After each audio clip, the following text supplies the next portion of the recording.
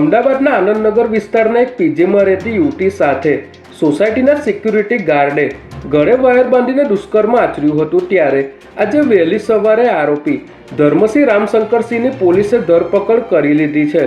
ગઈકાલે security guard પહેલાથી જ ધાબા ઉપર યુવતીની રાહ જોઈને બેઠો હતો અને યુવતી ધાબા પર ચાલવા આવી ત્યારે આરોપીએ યુવતી સાથે વાતચીત કરી અને શારીરિક સંબંધ બાંધવાની માંગણી કરી હતી, પરંતુ યુવતીએ ઇનકાર કરતા આરોપીએ પાછળથી યુવતીને વાયર વડે બાંધી દુષ્કર્મ આચર્યું હતું ત્યારે પોલીસે આરોપીને ઝડપી લઈ આગળની તપાસ શરૂ કરી છે। સાયબર ગુનાના વધી રહેલા કિસ્સાઓ વચ્ચે અમદાવાદ સાયબર ક્રાઇમ બ્રાન્ચને એક અગત્યની સફળતા હાથ લાગી છે।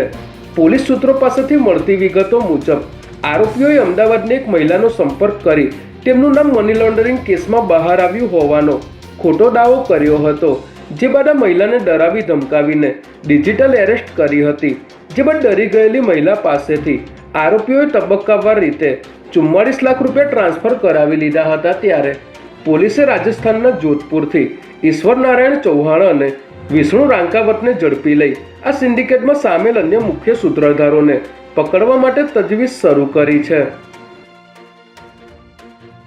અસલાલી પોલીસે બારેજા નવાગામ માર્ગ ઉપરથી આઈસર ગાડી ઝડપી લઈ બિયરનો મોટો જથ્થો કબજે કર્યો છે।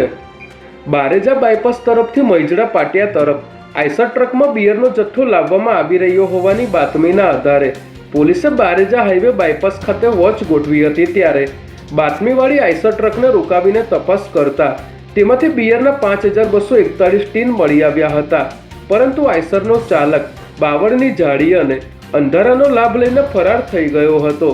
સમગ્ર મામલે પોલીસે બિયર અને આઈસર મળીને 12 લાખનો મુદ્દામાલ જપ્ત કરી આઈસર ચાલકની શોધખોળ શરૂ કરી છે।